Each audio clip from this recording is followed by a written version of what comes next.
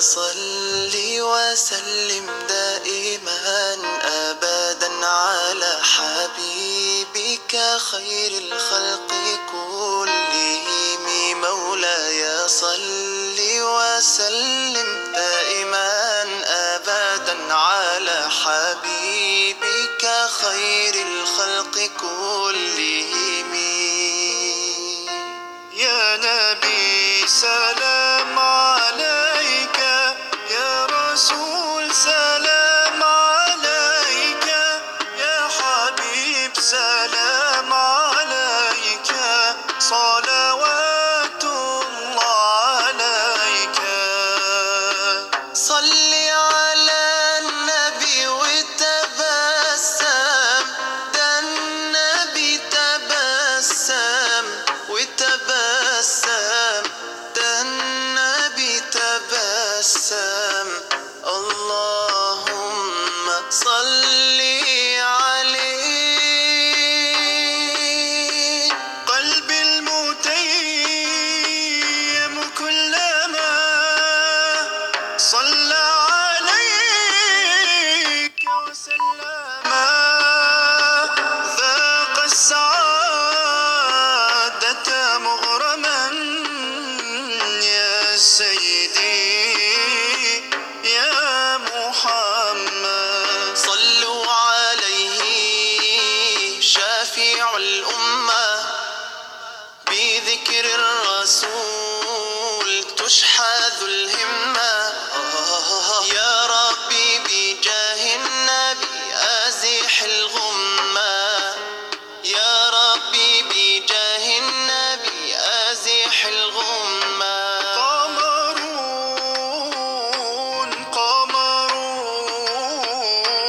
قمر سيدنا النبي قمرون وجميل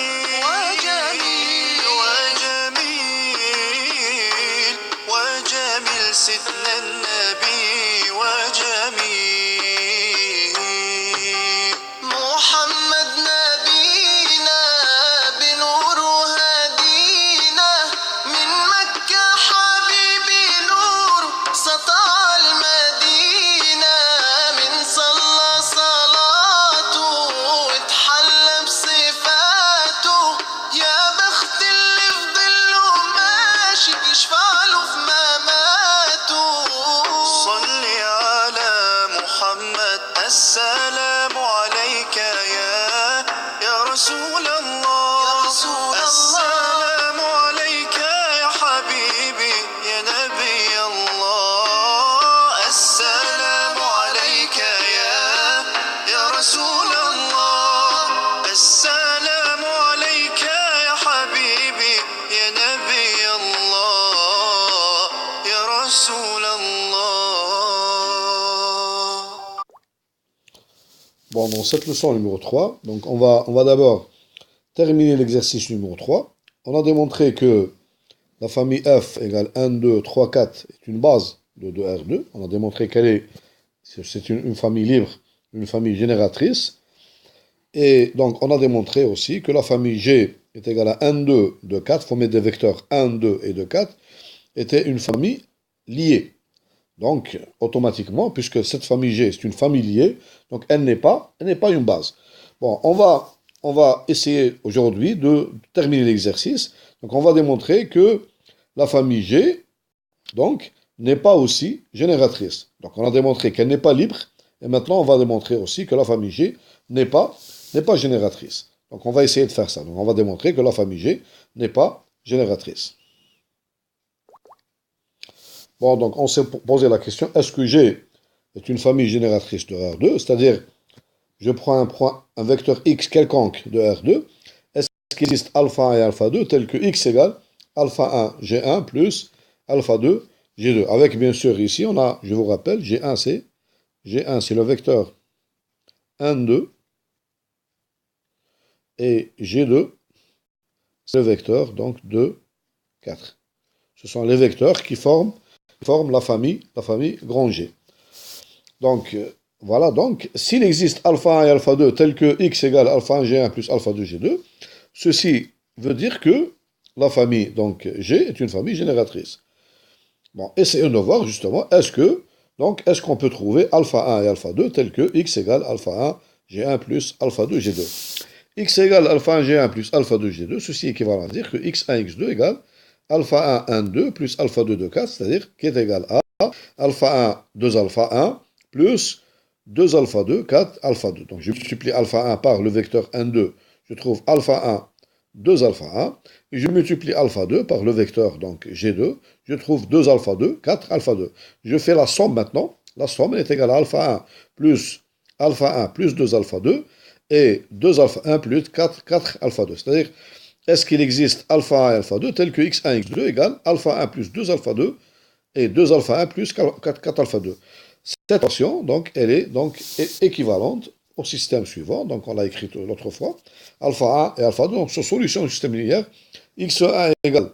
Donc, si notre famille G est une famille génératrice, donc alpha 1 et alpha 2 seront solution du système x1 égale alpha 1 plus 2 alpha 2, x2 égale 2 alpha 1 plus 4 alpha 2.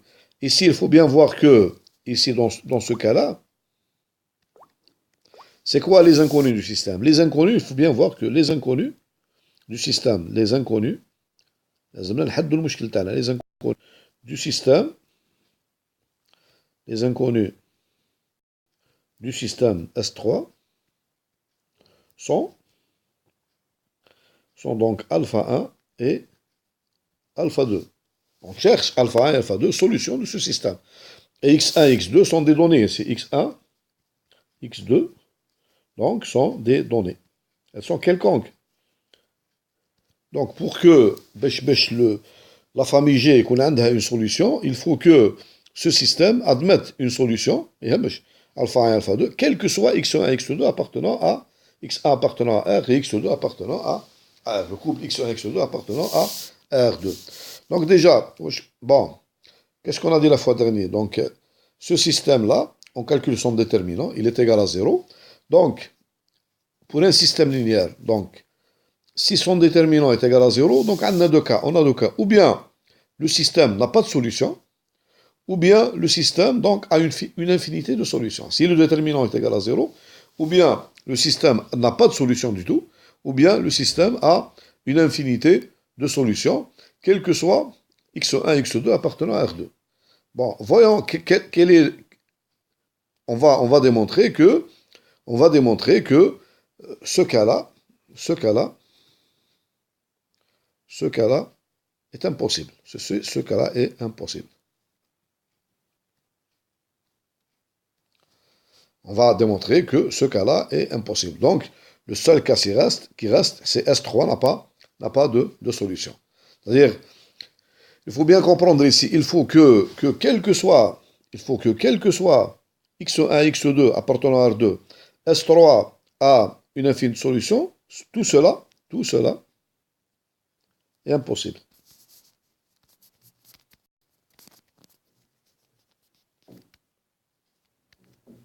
Tout cela est impossible.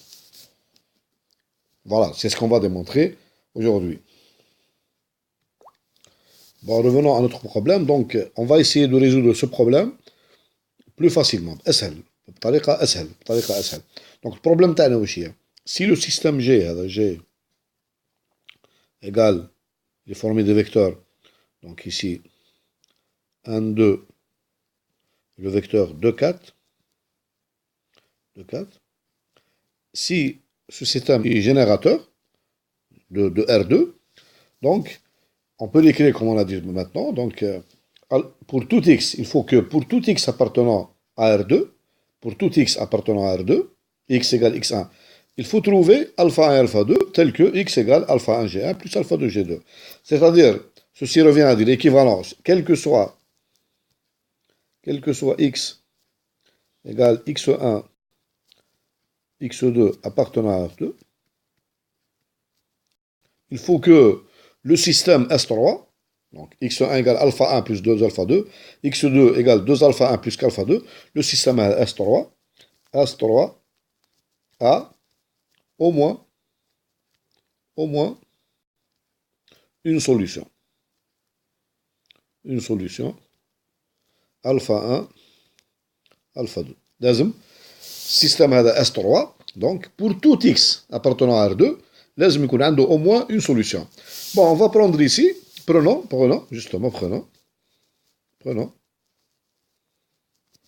x1 égale 1 et x2 égale 1 aussi.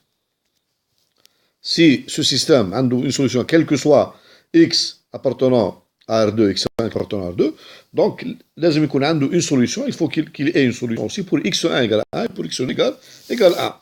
Bon, remplaçons donc ces valeurs x1 égale 1, x2, donc S3, qu'est-ce qu'il devient? S3, on obtient le système suivant. Donc, je remplace x1 par 1, j'obtiens 1 égale alpha 1 plus 2 fois alpha 2, et aussi 1 égale 2 fois alpha 1 plus 4 fois alpha 2. Donc on obtient le système S3. Est-ce que ce système-là admet-il une solution alpha 1, alpha 2 dans R2? Voilà, si ce système, donc on va essayer, on va voir que pour x1 égale 1, x2, x2 égale 1, on va voir que ce système S3 n'admet pas de solution en alpha 1, alpha 2. Donc, pardon ici, donc je me suis trompé, on prend x2 égale 0. Donc, je vais prendre x2 égale 0. Donc, le système S3, qu'est-ce qu'il devient? Il devient 1. Je remplace x1 par 1 et x2 par 0. Donc, la deuxième équation, donc nous avons ici l'équation 1 et l'équation 2. L'équation 2, qu'est-ce qu'elle devient? Donc, je vais l'écrire ici. Donc, l'équation 2, qu'est-ce qu'elle donne? L'équation 2.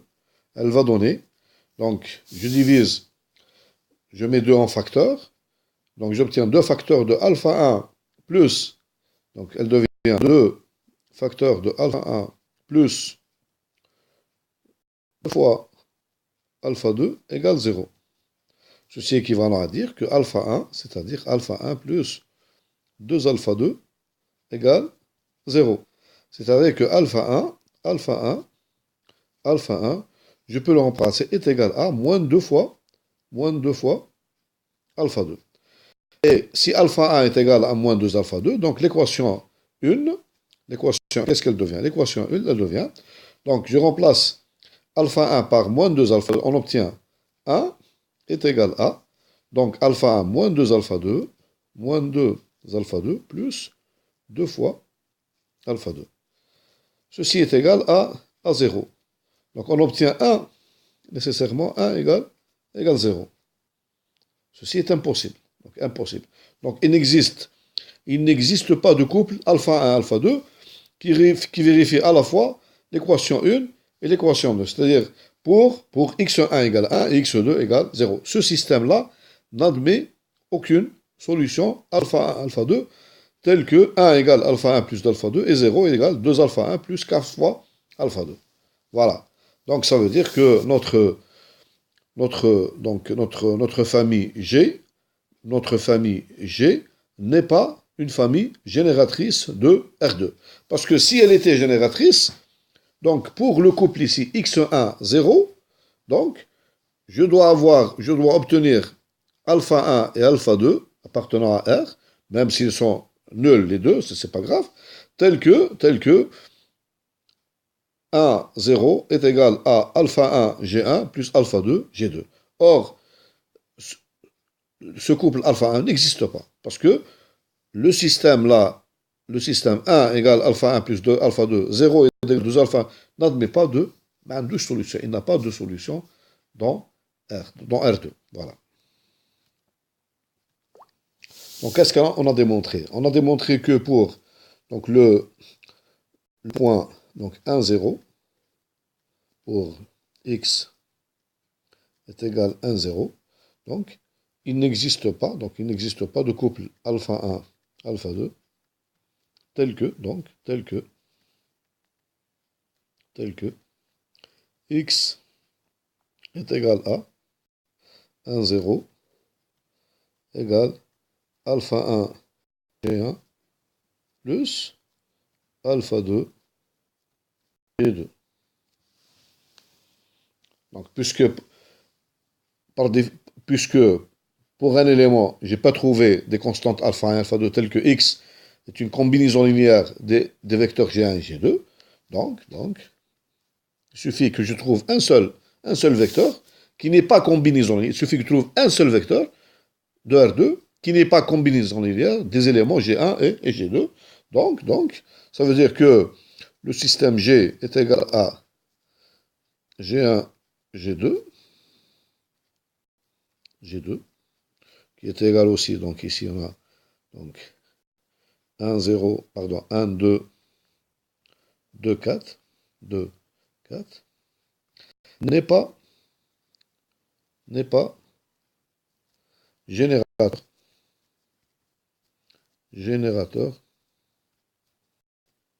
de R2, n'est pas générateur de R2. Bon, maintenant, on va voir un autre exercice, l'exercice numéro 4. Donc, on note par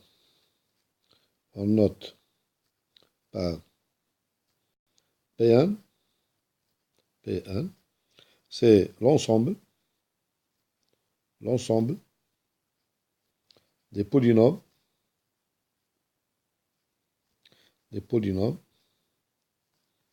de degré, donc inférieur ou égal à n. C'est-à-dire, bon, on a ici P appartient à P1. P s'écrit sous la forme P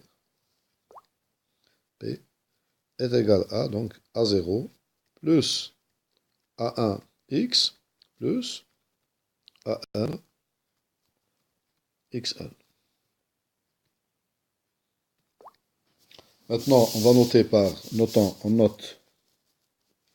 on note par un autre ensemble maintenant, Pn, comme ça, Pn1. C'est l'ensemble des polynômes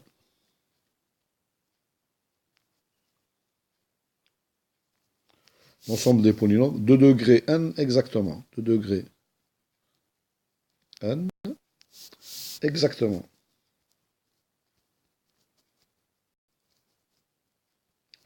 C'est-à-dire,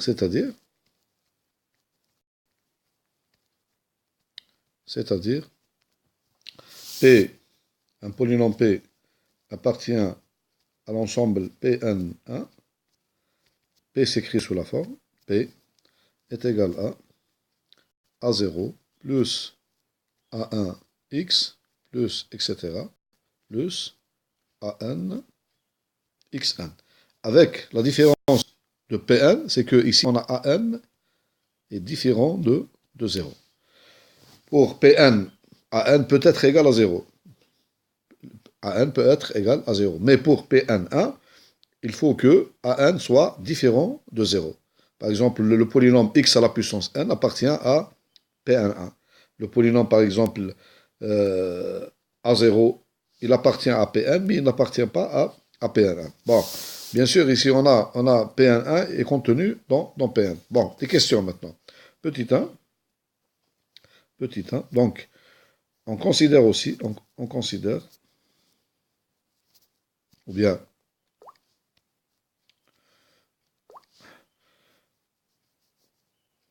montrer, donc petit 1, montrer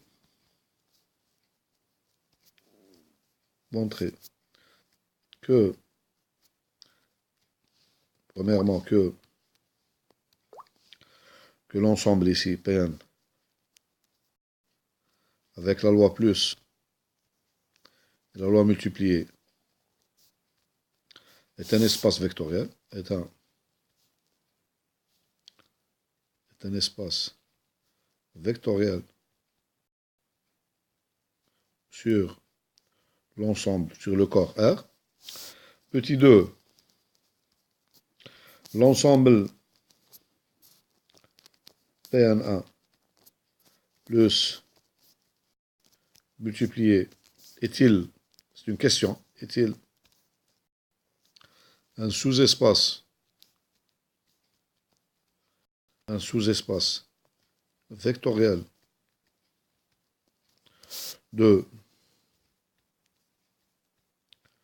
Pn, donc,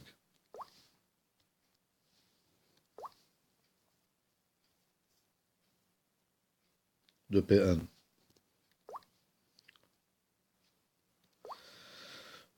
plus multiplié. L'autre question, la troisième question, montrer que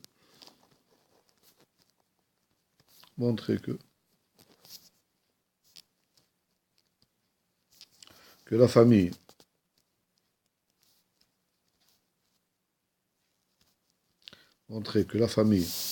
f qui est égale à P0, P1 jusqu'à 1 est une base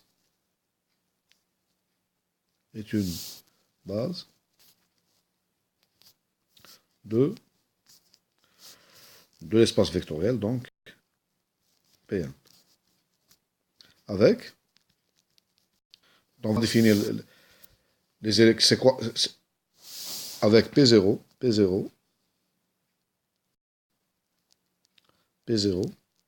c'est le polynôme P0 égale 1. P1, c'est le polynôme 1 plus x. P2, c'est le polynôme 1 plus x plus x. Pardon. Donc ici, P0 égale 1. P1 seulement, P1 égale x seulement. X. P2 égale x au carré, etc. Donc, PI égale x à puissance i jusqu'à arriver à n, Pn égale x à la puissance n. Voilà, donc ce sont tous les pays ici, donc les polynômes pays, bien sûr, ils appartiennent à l'ensemble Pn. Ils appartiennent à Pn. Donc on doit démontrer que donc cette famille, que la famille grand F, donc ici la famille grand F, égale P0, P1 jusqu'à P1, donc, est une famille libre et génératrice. Et on déduire la dimension de l'espace P1. Voilà donc les questions pour ce problème, pour cet exercice.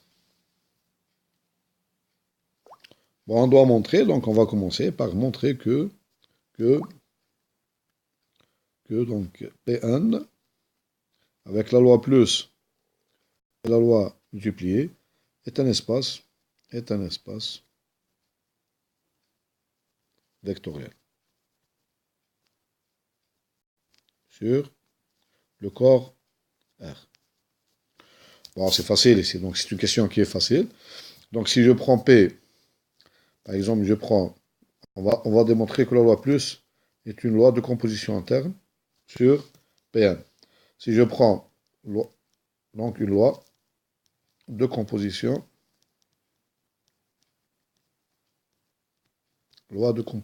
interne, c'est-à-dire si je prends deux éléments de P1, la somme, elle doit appartenir à P1. Justement, je prends P appartenant à P1. Donc P, il va s'écrire sous la forme suivante. P égale A0 plus A1 x plus etc. plus AN x 1. Je prends un autre polynôme Q, qui a quelconque, qui appartient aussi à P1. Donc Q, il va s'écrire sous la forme B0 plus B1 x plus etc. plus B1 x à la puissance n. Donc AN et BN, ils sont quelconques. Donc ici, on n'a pas des conditions sur les AI. Tout ce qu'on sait, c'est que les AI ici, AI, appartiennent à R, et les BI, ils appartiennent aussi puisque le corps des polynômes ici, il est sur l'ensemble des nombres, sur le corps des nombres réels. Donc nous avons P plus Q. P plus Q, bien sûr, c'est le polynôme. P plus Q égale. Donc A0 plus B0 plus A1 plus, par définition, donc ça, X plus AN plus B1 X à la puissance 1. Donc on voit bien que P plus Q, donc P plus Q, il appartient aussi à l'ensemble, espace vectoriel, donc à l'ensemble P1. Donc la loi plus est une loi de composition interne. Maintenant, la multiplication, c'est une loi externe. Donc ici,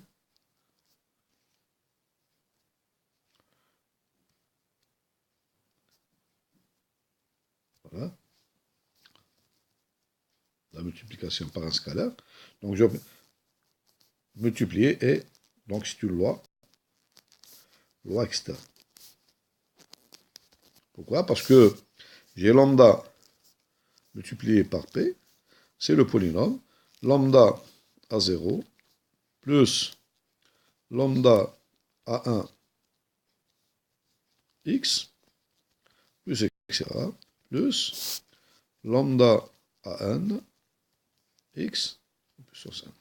Donc, c'est un polynôme de degré inférieur ou égal à 1, donc on a lambda P, il appartient aussi à P1. C'est un polynôme de degré inférieur ou égal à 1. Donc c'est une loi de composition, c'est une loi externe.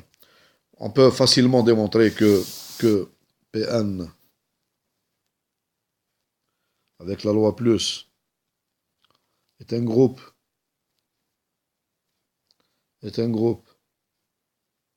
commutatif.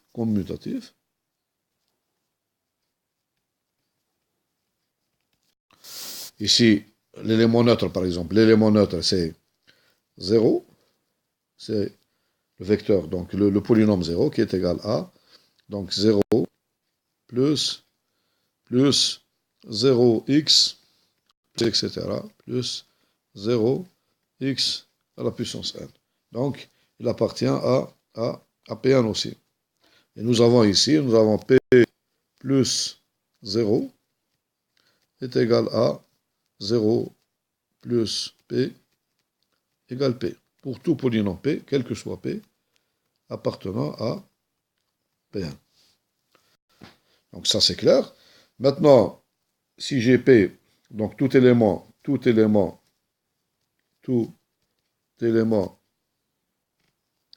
de Pn A insymétrique, tout élément de Pn A insymétrique, car, comment ceci? En effet, si j'ai P égale A0 plus A1 X plus, etc., plus AN X à la puissance 1, donc j'ai moins P, je lui associe moins P, est égal à moins A0, moins A1X, etc., moins AN X à la puissance N.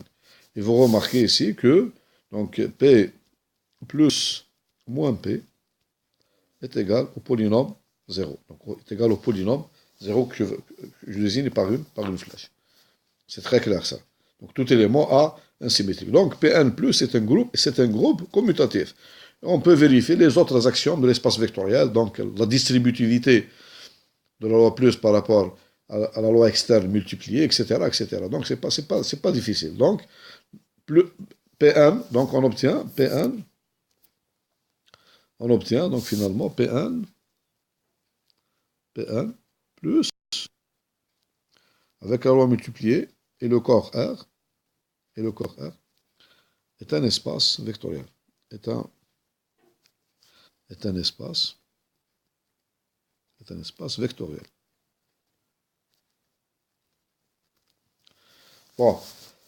Est-ce que maintenant Pn1, donc je vais considérer donc la deuxième question, est-ce que l'ensemble maintenant Pn1, c'est l'ensemble des polynômes, donc P appartient à Pn1, C'est-à-dire, P il s'écrit sous la forme P égale A0 plus, etc., plus AN xn. La différence avec Pn, c'est que ici, nous avons 2 degrés n exactement. C'est-à-dire AN ici est différent de 0.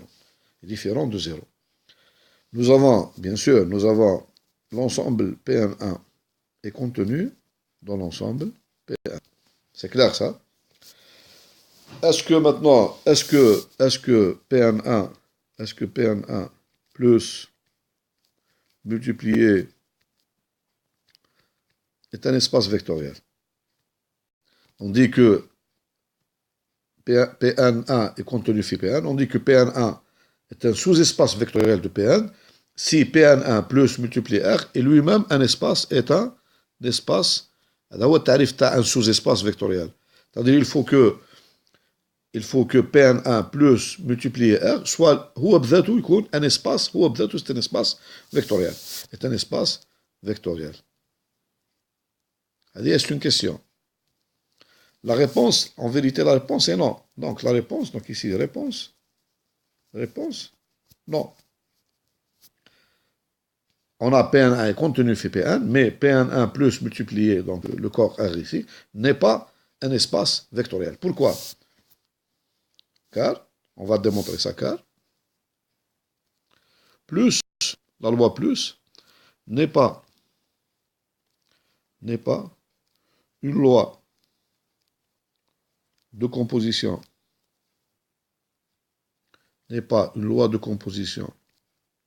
interne dans Pn. C'est-à-dire la somme de deux éléments de Pn1, المجموع نتاع جوج عناصر تاع Pn1 ليست بالضرورة, ce n'est pas nécessairement عنصر في Pn. تنجم تخرج من Pn1. En effet, نعبر هنا بسهولة. Je prends ici par exemple Pn est égal à x à la puissance 1. هذا, il appartient à Pn1. Vous avez ici AN est égal à 1, qui est différent de 0. Je prends ici maintenant moins Pn. Moins Pn qui est égal à moins x à la puissance 1. Il appartient aussi à Pn1. Vous avez ici AN ici est égal à moins 1, qui est différent de 0. Faites la somme maintenant. Pn, vous avez Pn plus le polynôme moins Pn. On sait que ceci est égal à 0. Et l'élément, ce vecteur-là, il n'appartient pas à Pn. Parce que vous avez ici AN est égal à 0. Voilà, donc, ça veut dire que la loi plus n'est pas une loi de composition interne dans Pn1. Donc, l'ensemble Pn1 n'est pas un espace vectoriel. Bon, maintenant, on va rapidement, on va démontrer la troisième question. On va démontrer que la famille F est égale à P0, P1 jusqu'à Pn, donc est une base de l'ensemble Pn. C'est une base de l'ensemble de l'espace vectoriel Pn. En vérité, j'écris ici Pn plus multiplié et R ici. Parce que un espace vectoriel, il faut une loi de composition interne, une loi externe et un corps. Voilà, donc il faut tout ça. Bon, en effet, donc on va démontrer que F, petit a, que F est libre. La première des choses. Bon, on va écrire alpha 0, P0, plus alpha 1, P1, plus alpha n, Pn, égale le polynôme 2. Qu'est-ce que ça implique ceci? Ça implique que, qu'est-ce qu'on obtient? On remplace chaque élément par, on obtient que alpha 0 plus alpha 1 x, parce que P1 égale x, plus, etc., plus alpha n x à la puissance n égale le vecteur ici, le vecteur, donc on obtient le vecteur 0 plus 0x plus etc., plus 0x à la puissance n. Et on sait que ceci implique, donc ce polynôme est égal à celui-là, est égal au polynôme nul, si et seulement si, donc alpha 0 égale 0, alpha 1 égale 0, etc., jusqu'à alpha 1 égale 0. Ceci implique que le système ici, le système 1x, c'est-à-dire le système de polynôme P0, etc., jusqu'à x1, donc cette famille-là est libre, ou bien linéairement indépendante. Maintenant, démontrons que petit b, que la famille grand F, qui est égale à 1, x, les polynômes, ce système de polynômes xn, est génératrice,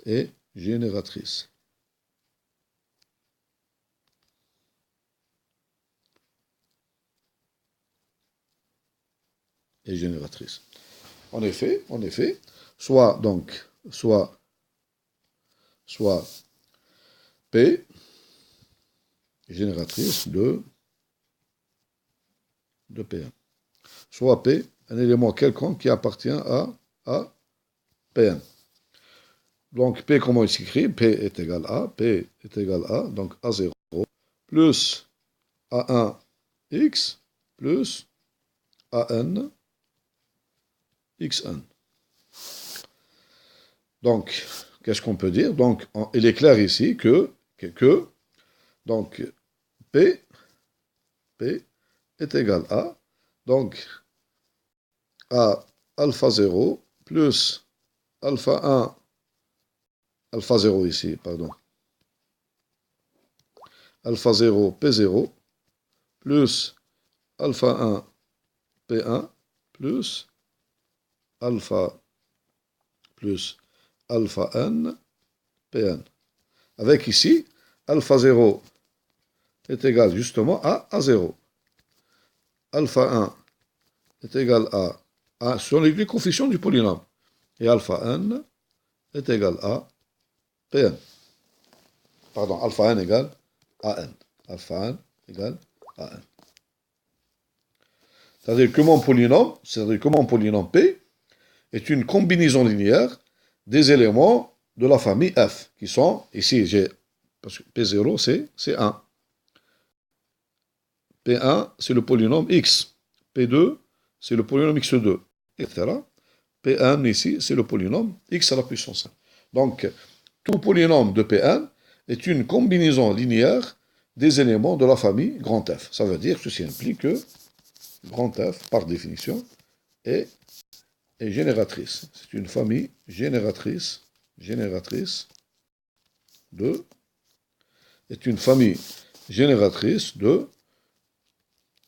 l'espace vectoriel P1 plus sur le corps R.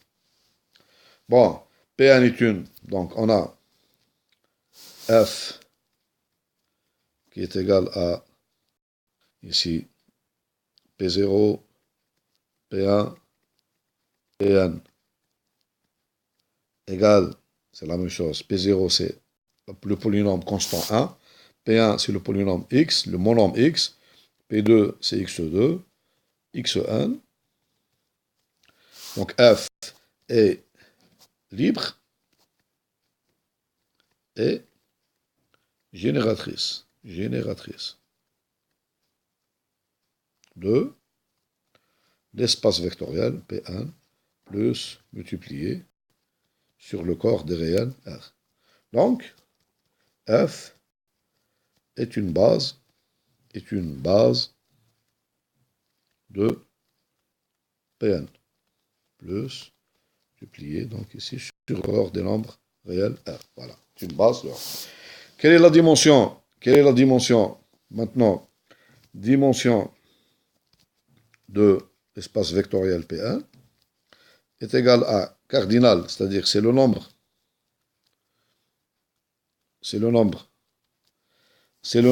d'éléments de la famille F. Combien il y a d'éléments dans la famille F? Nous avons de 0 jusqu'à n. On a n plus 1 éléments, donc c'est égal à n plus 1. Voilà donc la réponse à cette question.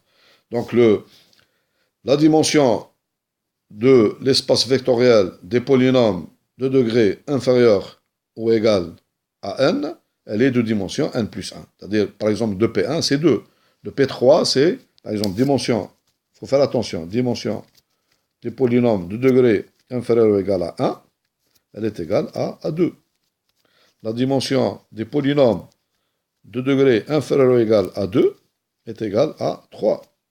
La dimension, par exemple, etc. La dimension de P, par exemple, ici 3. Des polynômes de degré inférieur ou égal à 3, donc c'est 4, etc. Maintenant, je vais vous poser une question. Donc, une question, un problème que je pose. Notons par P, l'ensemble ici, c'est l'ensemble de tous les polynômes. L'ensemble de tous les polynômes. Est-ce que P, bon, P plus multiplié R, c'est clair, c'est un espace vectoriel. Est un espace, c'est pas difficile ça, pour démontrer ça, c'est pas difficile, est un espace vectoriel. Est-ce que cet ensemble-là, P est-il deux dimensions finies? Est-ce que cet ensemble-là, est-ce que cet espace-là, il est de dimension finie? C'est-à-dire, est-ce que je peux trouver un espace vectoriel, les deux dimensions finies?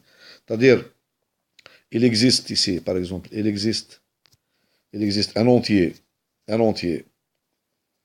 par exemple, un entier, par exemple, P, un entier P, appartenant à n, tel que, pour tout, quel que soit, tel que, premièrement, donc, il existe une famille grand F, donc libre et génératrice, et cardinal de F est égal à P, mais quel que soit n supérieur à P, madame P plus 1, P plus 2, etc., donc toute famille, donc telle que cardinal, toute famille composée de n élément est liée. نلقاها liée. هذا هو واش معناها dimension finie. معناها باللي par exemple R2 on peut démontrer باللي n égale 2 pour P égale 2 on peut trouver donc une famille libre et génératrice. Si je prends par exemple pour R2 j'ai ici P égale, c'est un espace de dimension finie. P égale 2. Pourquoi? Parce que je peux trouver, par exemple, je peux trouver donc comme on l'a fait, donc la famille grand F ici, grand F, égale, par exemple, 1, 0, 0, 1. C'est une famille libre et génératrice. C'est très clair. Mais, quel que soit n strictement supérieur à 2, c'est-à-dire si n égale 3, 4, 5, 6, etc., pour tout n supérieur, je prends n'importe quelle famille F égale, par exemple, x1, enfin 3 vecteurs, x1, x2, x3, toute famille à partir de 3 vecteurs, elle sera liée. C'est sûr. On peut le démontrer ça facilement. Donc, toute famille li fait 3 vecteurs, 4 vecteurs, 5 vecteurs, etc., fi R2 dans R2 est liée dans R2 dans A. Toute famille qui est composée de 3 vecteurs et plus, ce sera une famille qui est liée, elle ne sera pas linéairement indépendante. C'est le nombre de max, la dimension aussi, dimension finie, c'est-à-dire la dimension, c'est-à-dire le nombre maximal de vecteurs qui sont linéairement indépendants et générateurs, c'est 2. À partir de 2, كلهم liés. Les familles كلهم composées de plus de 2 vecteurs, ce seront des familles liées. Est-ce que chez Adam Tabqouh, est-ce qu'on peut l'appliquer? Est-ce que ceci, on peut l'appliquer pour l'ensemble de tous les polynômes? Je vous laisse donc réfléchir à cette question. La prochaine fois, donc, on va résoudre cette question.